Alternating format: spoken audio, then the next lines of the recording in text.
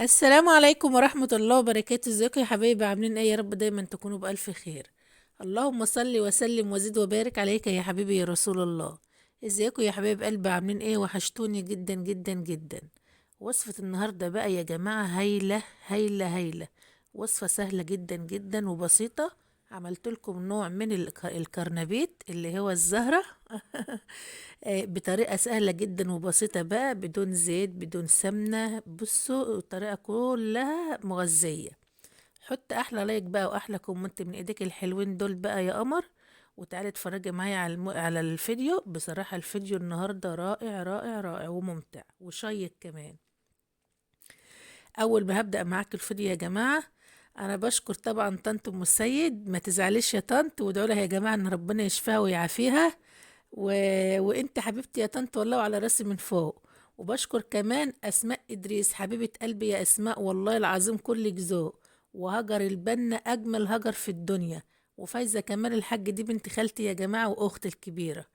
وحبيبه قلبي مسك الكعبه وسميره وام يوسف ومامة مريم ابو الخير. وام سيف حبيبه قلبي من اسكندريه. وهمسات الربيع وفاء دي يا جماعه بالله عليكم ادعوا لها، عندها كانسر. ادعوا لها ربنا يشفيها ويعافيها. وام يا ام يا نور عيني ومحفوظه الخميسي. بصوا كلكم كده، يعني انا بحبكم وبموت فيكم والله العظيم اكتر ما انتوا بتحبوني كمان. بحبكم جدا جدا جدا. كلكم اخوات وحبايبي. بصوا يعني مش عارفة اقول لكم ايه بصراحة، مش عارفة اشكركم ازاي. كلكم على راسي من فوق يا حبايب قلبي. احنا كده بقى جبت لكم بقى من اول ما دخلت المطبخ اهو، كان عندي شوية مواعين بسيطة خالص كده. قلت اغسلهم، يعني شوية حاجات بسيطة كده يا حبايبي. مكان الفطار يعني وكده.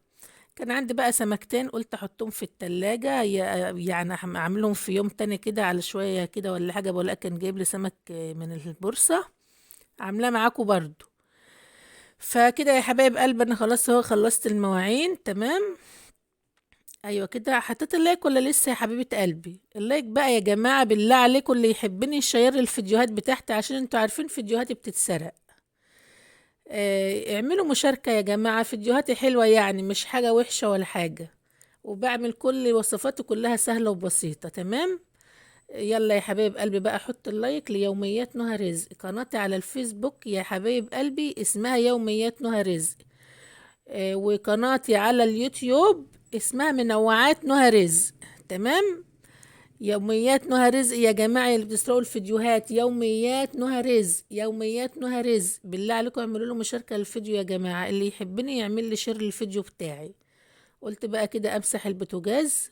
اجيب كده الاول حتة قماشة كده، ورحت كنسل البوتاجاز كده، هو ما فيهوش حاجة يعني مش متوسخ قوي، لان انتوا عارفين أنا دايما بوتاجاز نضيف. تمام.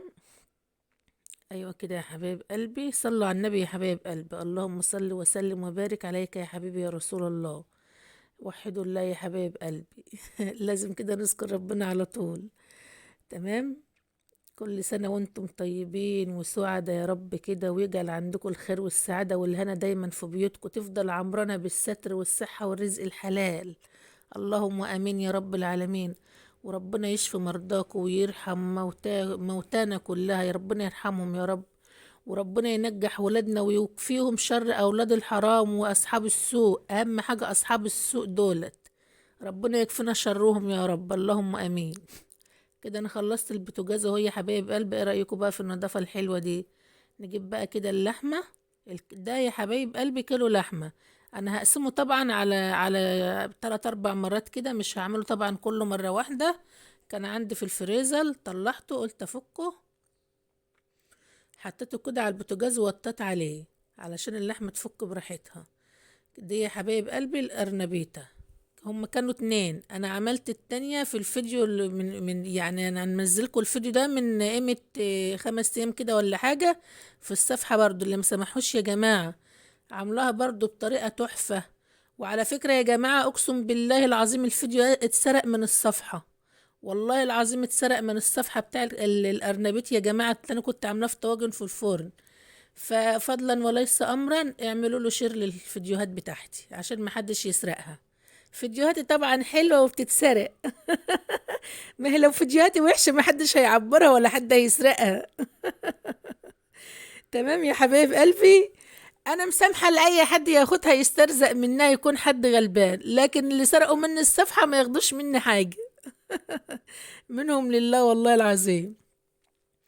الارنبيط يا حبايب قلبي كده انا جبته وقطعته كده بالحتة صغننة كده زي ما انتوا شايفين، واديته غلوة بسيطة. اديله غلوة يعني بصي خلي المية تغلي وحطيه وعدي دقيقة برضو زي ما حطيت الارنبيط التاني، وحطيت له واديته غلوة بسيطة. وحطيته بقى كده في حلة، وحطيت عليه بصلاية كده من الكبة، بصلاية حلوة كده تمام. واللحمة يا حبايبي انا حطيت عليها البصل وحطيت عليها التوم وكده كمان، يعني كوباية صلصة كده، كوباية طماطم يعني.